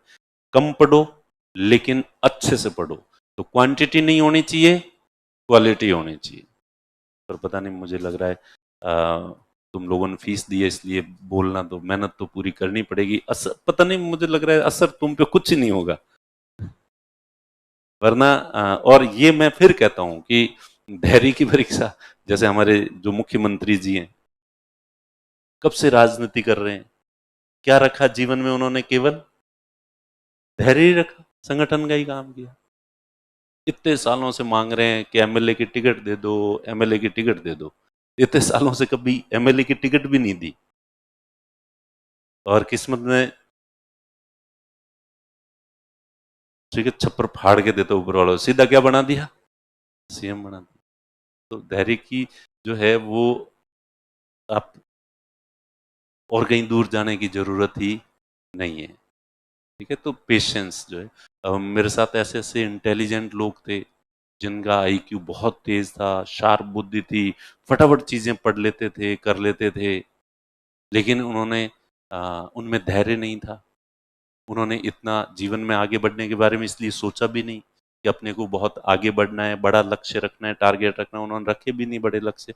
उन्होंने तो कि अपने तो फटाफट जो प्राप्त हो जाए, जैसा ही प्राप्त हासिल हो जाए, बस अपने तो वो चाहिए। ठीक है, तो इसलिए प्लीज आप जब आराम से इस तरह से, मैं कह रहा हूं 40 पन्ने नहीं, सिर्फ 4 पन्ने, तो और इस लिख लिख के इस तरह से पढ़ोगे कि एक पैराग्राफ के बाद ही दूसरे पैराग्राफ पे जाना है, तो आपसे कम कंटेंट जो है वो पढ़ा जाएगा। इस वजह से आपके अंदर का जो अधैर्य है वो आपको चैलेंज करेगा और वो आपको मार्ग से भटकाने की कोशिश करेगा। लेकिन आप भटकना मत कि मुझे भले ही 4 ही पन्ने याद हो रहे हैं, लेकिन याद बहुत अच्छे से हो रहे हैं। तो इस वजह से आप वहां धैर्य रखना पड़ेगा, और प्लीज उतावलेपन में मत आना और जल्दी जल्दी जल्दी ज्यादा पन्ने कवर करने के बारे में मत सोचना। दूसरी चीज, लिख लिख के पढ़ने के कारण में आप वैसे पढ़ोगे तो आप आधे घंटे 1 घंटे में बोर हो जाओगे, आपका माइंड इधर उधर जाएगा, कंसंट्रेशन अच्छे से नहीं बनेगा। लिख कर पढ़ते हैं तो 100% कंसंट्रेशन बनता है, माइंड इधर उधर कहीं जा ही नहीं सकता। ये फायदा है लिख कर पढ़ने का। और इसका सीधा जवाब उदाहरण है एग्जाम हॉल। आप एग्जाम हॉल क्या, आप घर पे कल 3 क्वेश्चंस लेके बैठ जाना और उनके आंसर लिखने शुरू कर देना अपने मन से। आप देखना 1 सेकंड भी अगर ध्यान इधर उधर जाए तो नहीं जाएगा। एग्जाम हॉल में तुम्हारा ध्यान कहीं जाता है इधर उधर, क्योंकि आप लिखते हो। तो लिखना और कंसंट्रेशन, इनका चोली दामन का साथ है। लिखोगे तो आपका ध्यान वहां लगा रहेगा, आप थकोगे नहीं। अभी जैसे मैं लगातार बोल रहा हूं, आप लिख नहीं रहे हो, इसलिए आपको थकान आ रही है। जबकि मैं 2 घंटे लिखवाता रहूं और बोलता रहूं, पढ़ाता रहूं, तो तुम्हें उबासी नहीं आएगी, तुम्हें थकान नहीं आएगी। तो लिखने का दूसरा फायदा यह है कि कंसंट्रेशन 100% बनता है उससे, और कंसंट्रेशन बनता है तो चीजें समझ में भी आती है और याद भी होती है।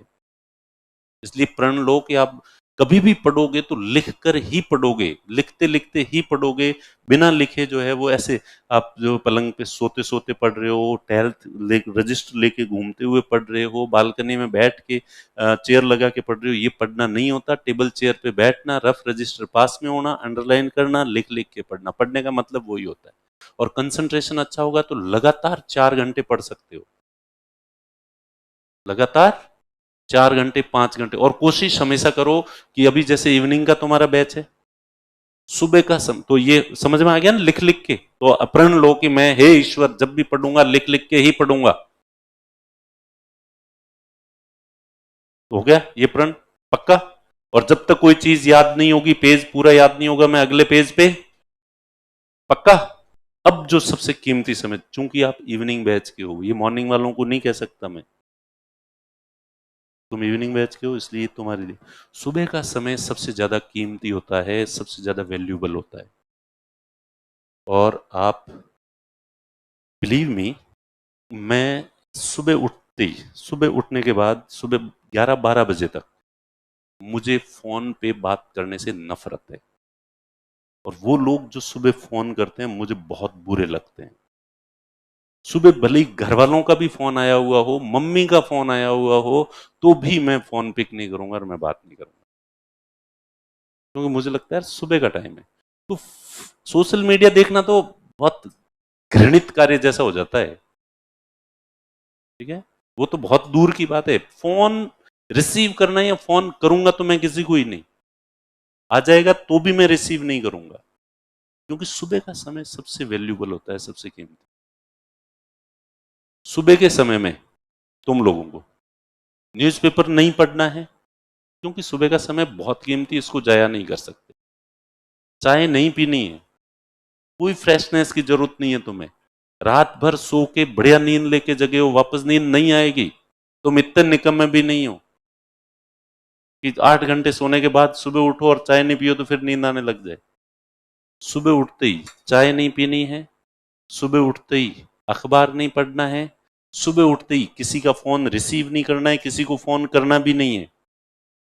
तो सोशल मीडिया तो मुझे नहीं लगता तुम देखते होंगे। सुबह उठते ही तो सोशल मीडिया शायद, या तुम में से ऐसा गया बीता निकम्मा भी कोई है कि सुबह सुबह उठ के भी सोशल मीडिया अगर देखता है तो उसका तो कुछ हो ही नहीं सकता। वो तो जिंदगी में 100% बर्बाद है।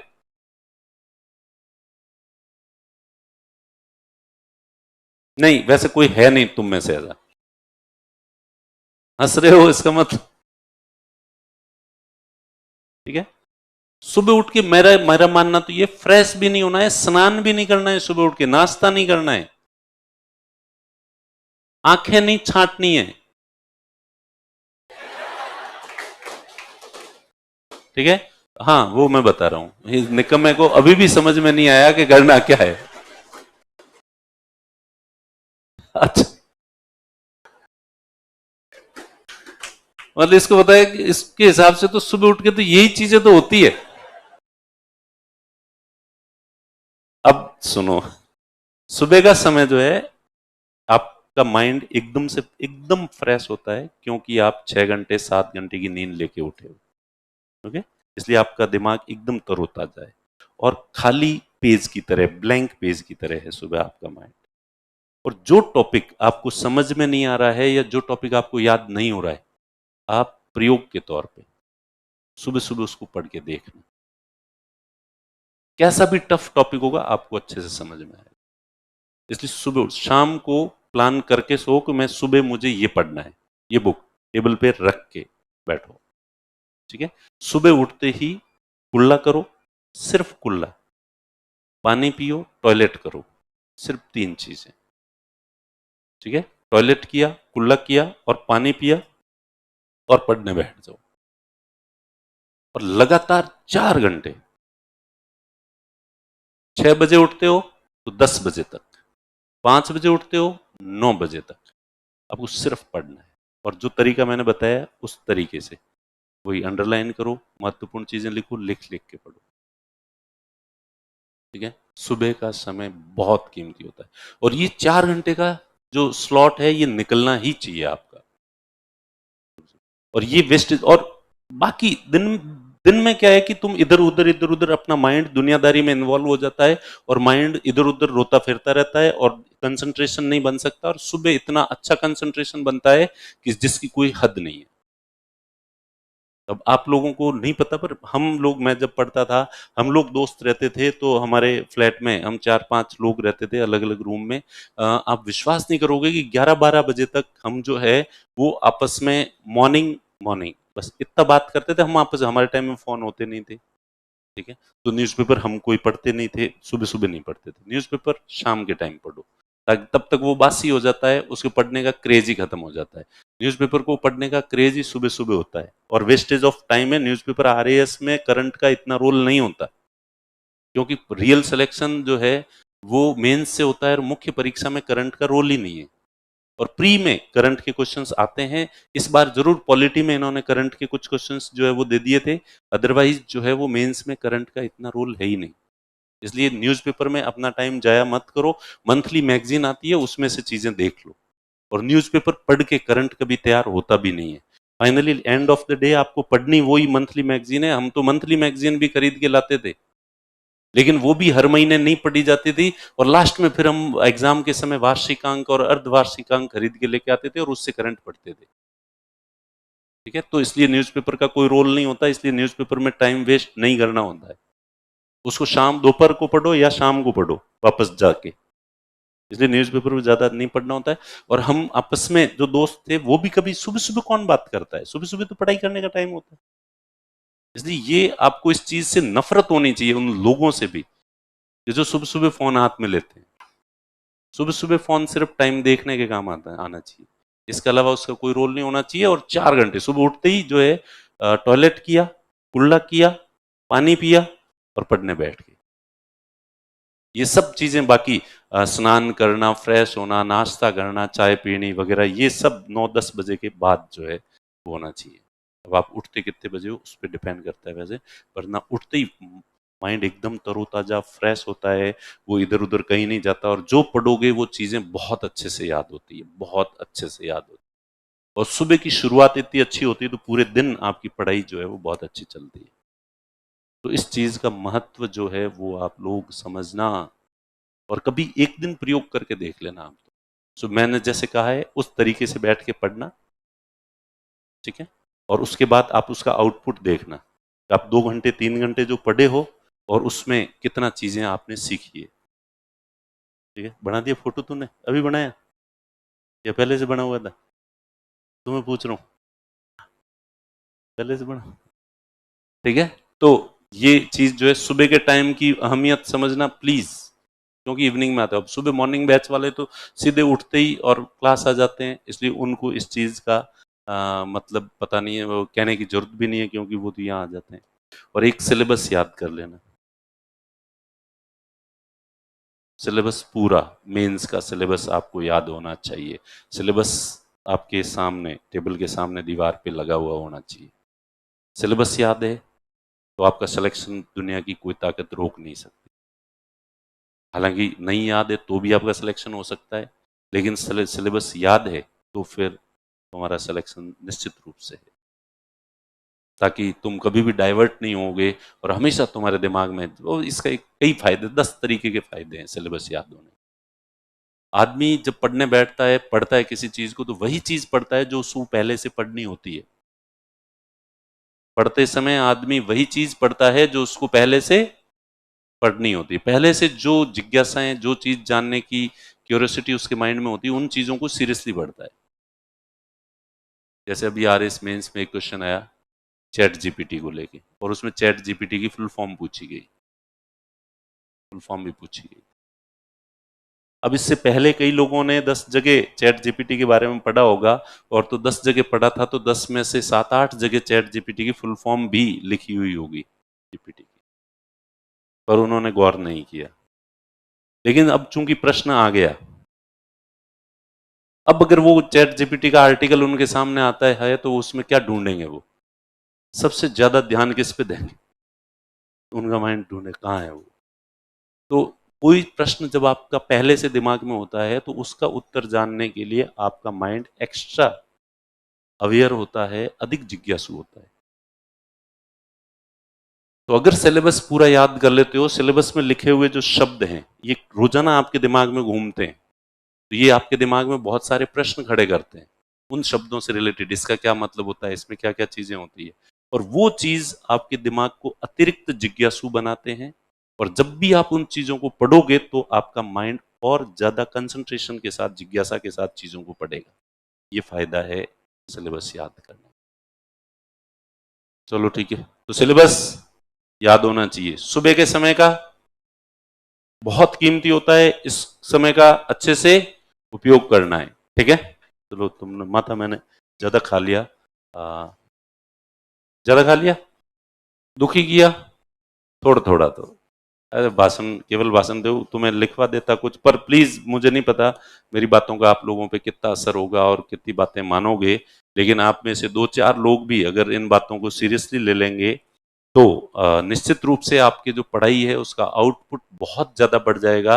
और इस तरीके से पढ़ोगे तो आपको जीवन में या क्या किसी भी फील्ड में आपको कोई असफल नहीं करेगा। ठीक है, और भी प्रश्न है क्या? अब दुखी हो गए हैं, बाकी मैं सारे सवालों के जवाब दे देता, लेकिन लोग बैठे बैठे काफी देर से, लगातार 1.5 घंटे तक भाषण कौन सुन सकता है? लिखते लिखते तो फिर भी बैठे रह सकते हो। अब तुम देखो ऊपरली मन से आधे लोग कह रहे हो, पर बाकी मैं 10% ऐसे, आधे लोग ऐसे हैं जो अब जो है, अब ज्यादातर लोगों के देखो, भंडारा वाली बात अपने पहले हो चुकी है, पता नहीं है भंडारे वाली बात तुम्हें? पहली बार जो है, एक बार क्या होता है कि भंडारा जब भी होता है तो यहाँ की जो ट्रैफिक व्यवस्था जो है वो बिगड़ जाती है, अपने रिद्धि सिद्धि चौराहे आसपास उस पूरे एरिया की।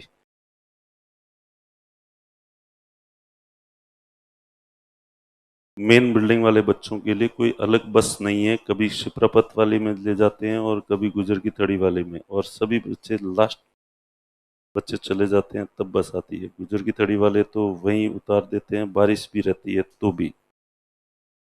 PTO please turn, sir please हमारे बस का समाधान करवाइए।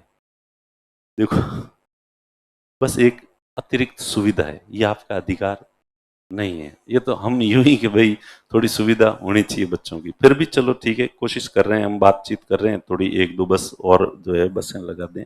इनको बसों को रखना, इनको खड़ी करना, ये झंझट है। बाकी बात पैसे की,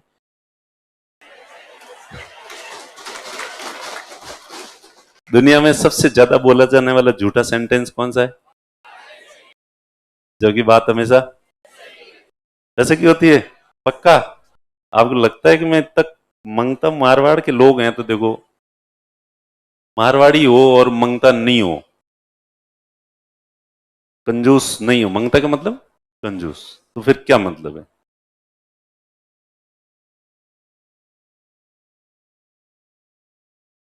जो सब्जेक्ट पहले 12 सब्जेक्ट बचे हुए हैं हमारे और जो नहीं हुए हैं पहले वो करवाएं, ये रिवीजन नहीं करवाने हैं हमारे।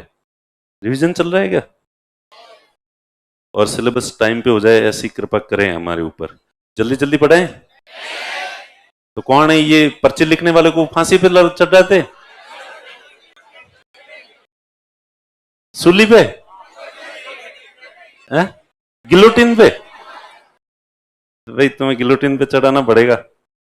हाँ, हमारे सब्जेक्ट टेस्ट में 100 मार्क्स के पेपर में जो बड़े बड़े सब्जेक्ट होते हैं उसमें जो छोटे सब्जेक्ट हैं, जो जो बड़े सब्जेक्ट होते हैं छोटे होते हैं उनमें भी करवा दीजिए, ऐड करवा दीजिए, कंप्लीट हो जाएंगे। सर मैंने पता नहीं क्या लिखा है टेस्ट के साथ में जो है। अच्छा, ये छोटे छोटे वाले ये लिख लो, देखें जो बड़े सब्जेक्ट के टेस्ट होते हैं सब्जेक्टिव, तो उनमें जो छोटे सब्जेक्ट उनको भी एक साथ में जोड़ो ताकि उनके भी पेपर हो जाए। वेरी गुड, ये बहुत अच्छा आइडिया है, इसको जो एग्जीक्यूट होना चाहिए। क्या ये पर्ची लो देखें, और ये दे देना टेस्ट सीरीज टीम युद्धवीर तक ये पहुंचाना, देखें कहां तक पहुंचाओगे।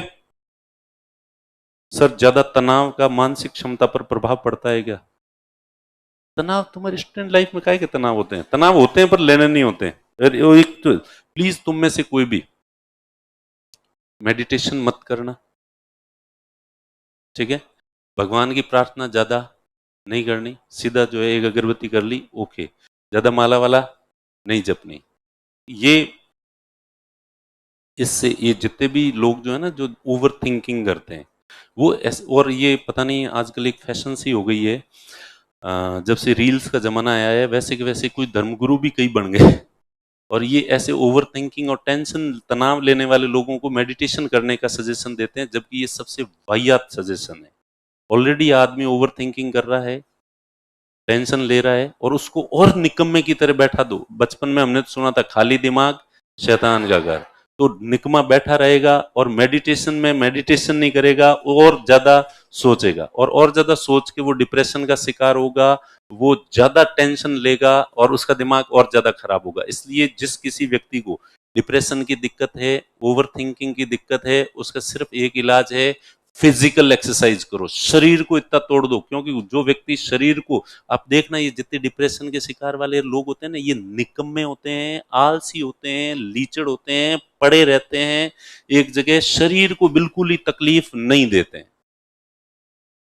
और दिक्कत ये, और कुछ लोग जो है शरीर को बहुत ज्यादा तकलीफ देते हैं जिम में, तो वो मानसिक रूप से वो ओवर थिंकिंग छोड़ो, थिंकिंग भी नहीं करते।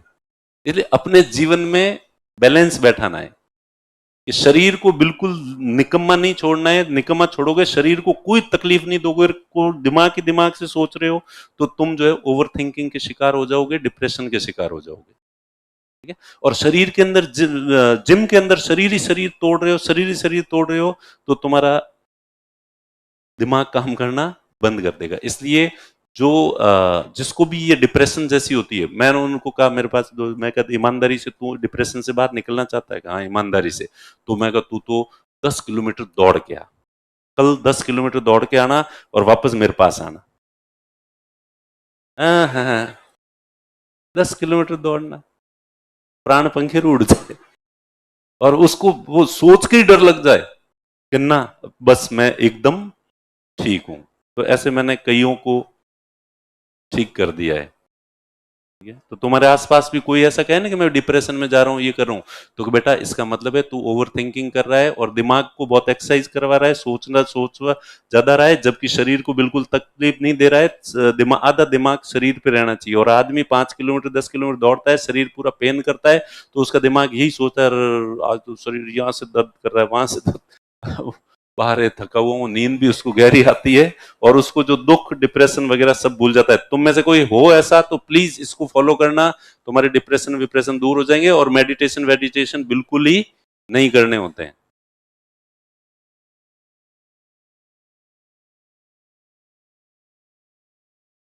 आप पढ़ाते समय 2-3 पेज लिखवाते थे, हमें तो 13-14 पेज लिखवाते हैं, फिर कैसे 2-3 पेज याद करें अगर 2-3 पेज दिन के।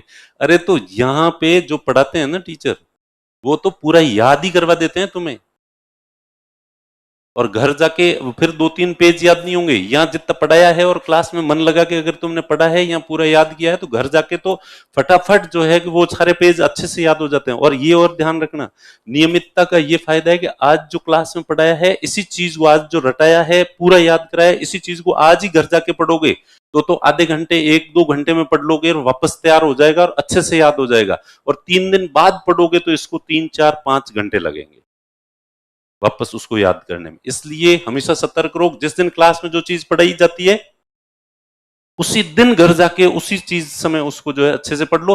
और दूसरे दिन वापस पढ़ोगे तो वो जो आज जो क्लास में पढ़ा है, घर जाके 1 घंटा लगेगा, और दूसरे दिन वापस रिवीजन करोगे 10 मिनट लगेगा, तीसरे दिन रिवीजन करोगे तो 5 मिनट लगेंगे, और चौथी बार रिवीजन करोगे उसका तो 2 ही मिनट लगेंगे। इसलिए उस चीज को जो एक बार याद की है उसको भूलने मत दो, और नए सिरे से पढ़ना पड़े ऐसी नौबत मत आने दो। ठीक है, अब ज्यादा हो गया। नॉर्वे यात्रा कैसी रही? ऑब्वियस सी बात है, बहुत ही अच्छी थी। नॉर्वे भी गया था, आइसलैंड भी गया था, भूतों का देश आइसलैंड।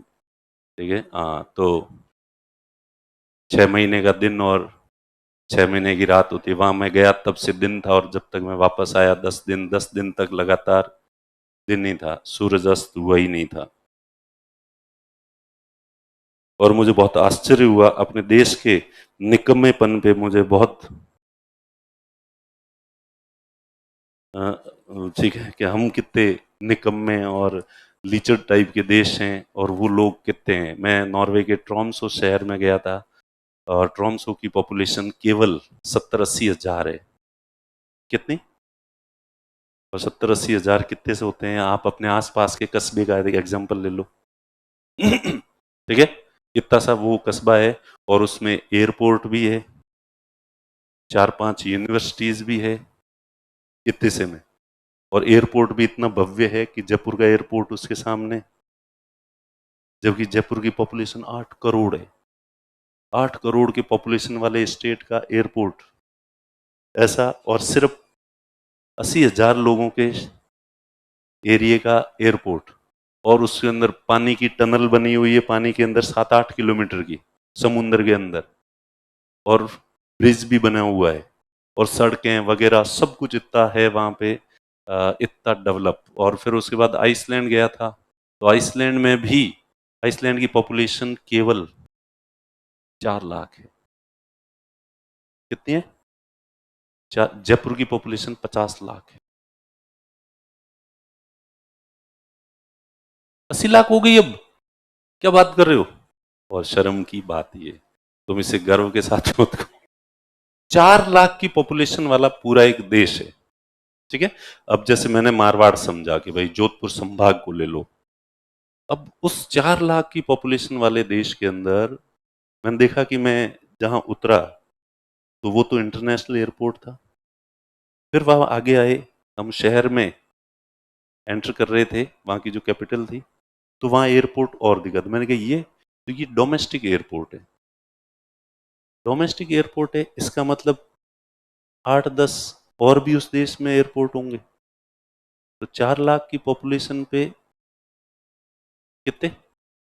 8-10, ये बिल्कुल वैसे ही जैसे जोधपुर डिवीजन के देश घोषित कर दिया जाए और वहां भी दो एयरपोर्ट हो, एक इंटरनेशनल और एक डोमेस्टिक, तो फिर एक मथानिया जा रही है फ्लाइट,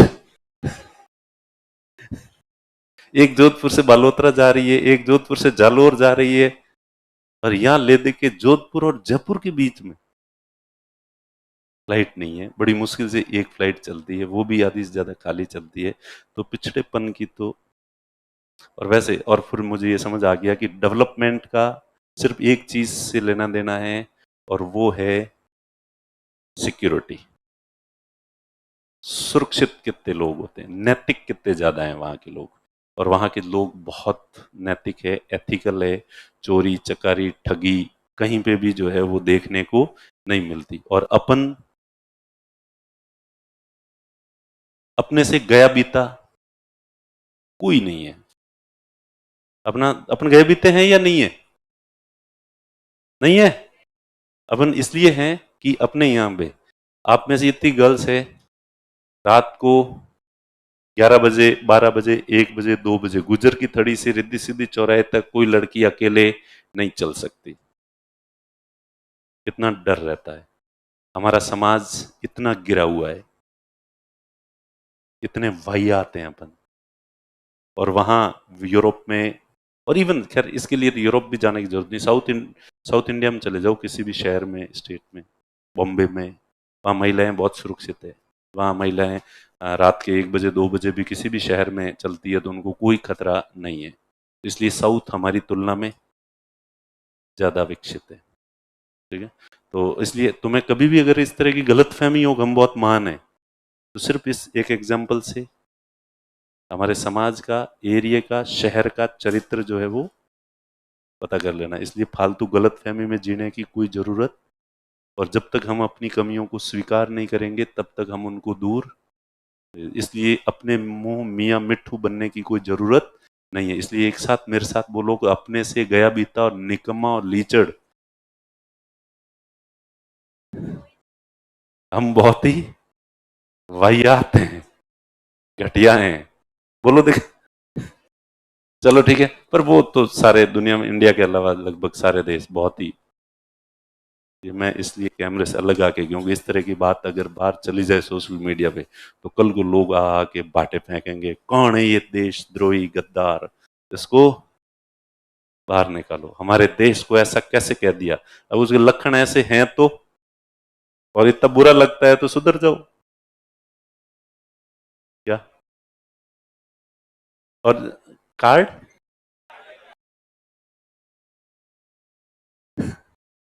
हाँ। और जो भंडारे की बात, तो भंडारा तो मैंने अभी जो बात भंडारे की थी, तो भंडारा देखो पहले एक बार किया था, लॉ एंड ऑर्डर व्यवस्थित हुआ था, पुलिस वालों ने वहां मना किया कि आप आगे से करोगे तो हमसे परमिशन लोगे।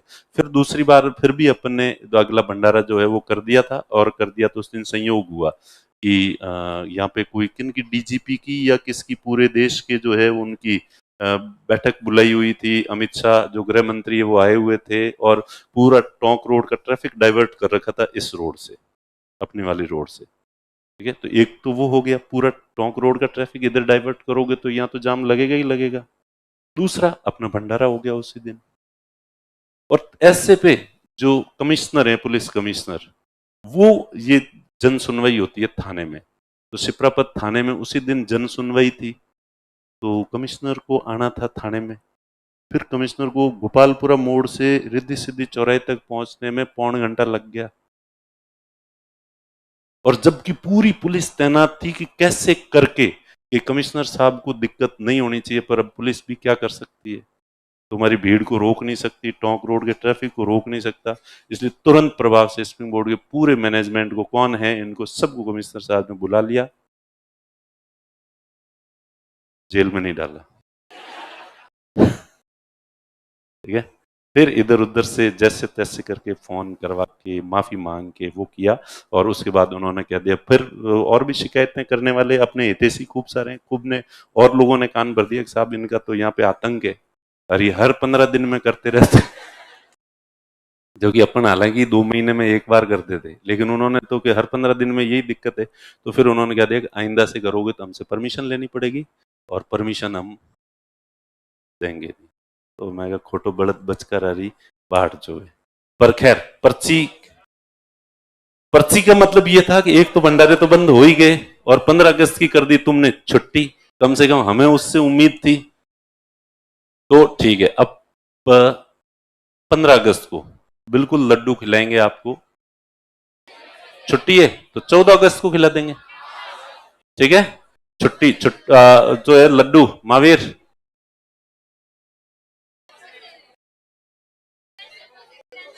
समोसे समोसे इतने एक साथ,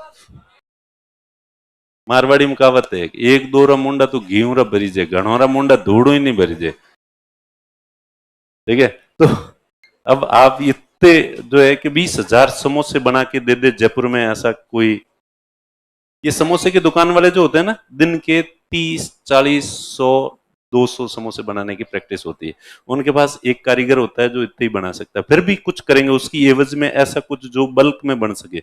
समोसे तो लड्डू की जगह घेवर खिलाएं तुम्हें, पक्के?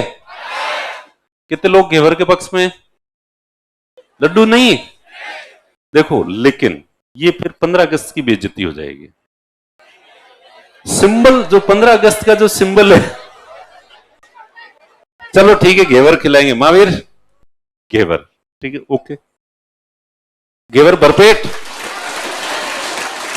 चलो ठीक है, ये डन रहा। और चरके में क्या होना चाहिए? पकौड़ियां होगी चलेगी?